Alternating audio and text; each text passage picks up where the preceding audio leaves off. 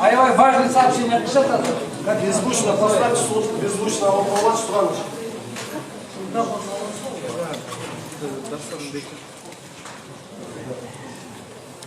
Добрый день.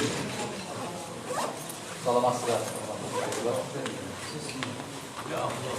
Biz bugün жиналганыбыздын себеби кечээки болуп өткөн окуяларга байланыштуу. Байкасаңыздар кечээ эле жарыялаганбыз. Ошол түзүлгөн кырдаалга жараша тездетилген түрдө координациялык кеңеш түзүлүшү керек экендиги жөнүндө шайлоого катышкан партиялардын 13-ü ушул шайлоонун жыйынтыктары боюнча өздөрүнүн пикирин билдириши керек эле. Бизгече 11 партия кол койгонбуз, билдирүүгө кол койдук. Ошонун натыйжасында сүйлөшүүлөрдүн натыйжасы менен координациялык кеңеш түзөлдү. Азыркы түзүлгөн кырдаалга саясий баа берүү жана түзүлгөн кырдаалдан чыгып кетүү кандай кылып чыксак болот. Ошонун натыйжасында биз эртеден бери сүйлөшүп, акылдашып, координациялык кеңеш түзүүнү туура көрдүк. Координациялык кеңеш сунуштар өлкө тездетилип, мыйзам талаасына, конституциялык талаасына келүү керек. Көчө демократиясын токтотуу керек. Бул эмне сунуш киргизип атабыз? Тездетип, азыр жогорку кеңештин курамында турган жогорку кеңеште чакырылуусу керек. Анын жетекчилиги алмашуусу керек.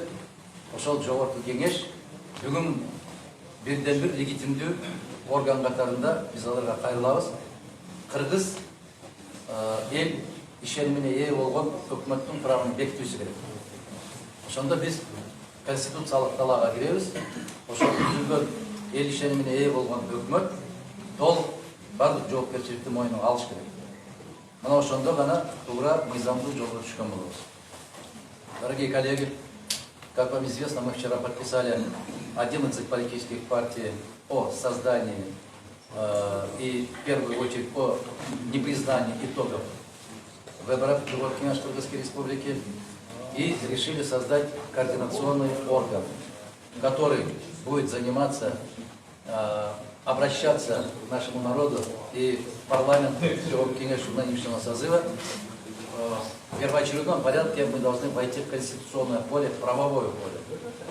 Для этого мы призываем всех депутатов действующего состава Джогоркеңеша для того, чтобы принять отставку правительства и избрать нового руководства Джогоркеңеша Кыргызской Республики и сформировать правительство народного доверия. Потому что единственным легитимным органом остается только правительство, которое будет утвержден через парламент Кыргызской Республики.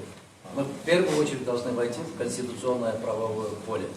И наше решение таково, что Координационный совет из 8 политических партий, которые непосредственно принимали участие на прошлых выборах и подписали данное заявление и обращение к народу Кыргызстана. И более того, что мы двери оставляем открытыми, все заинтересованные политические силы и общественные организации имеют право присоединяться. И решили вас собрать, об этом заявить. Потому что иного пути нет. Только с помощью силы, с помощью каких-то там других средств невозможно решать вопросы, касающиеся государственного устройства и государственной власти. Спасибо. Что вы будете делать с чумкозаписами, которые заняли там места в мэрии, в Минздраве и так далее? Считаете ли вы это нарушением? Занимать можно как угодно, но насколько это будет соответствовать. Сегодня с Кыргызской Республикой мировые другие наши,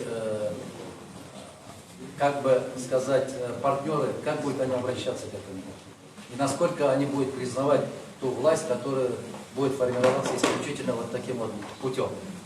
Поэтому мы призываем всех политических сил войти в правовое поле. Мы не должны повторять ошибки 2010 года. Президент Сооронбай Жээнбеков өзүнүн кайрылышында бада, ал шайлоонун аты менен бийликтин күчү менен башталууга аракет кылган саясий топтор аракет кылышты, бардыгы менен көзөмөлчү, алар дагы мыйзамдык талаапка кайтып келиши керек деп билдирди. Азыр саясий ушул топ силер чогулган партиялар чогулган чечимге келгенде бийлик менен сүйлөшүп алдыңдарбы? Президенттин пикири боюнча сиздин комментарий. Президенттен ал кайрылуусуна менин кабарым жок. Качан кайрылды, эмне үчүн кайрылды? Биз шайлоо башталгандан бери эле пикир айтпайбызбы? Мыйзам талаасына келели. Шайлоолорду мыйзамдуу өткөрөлү.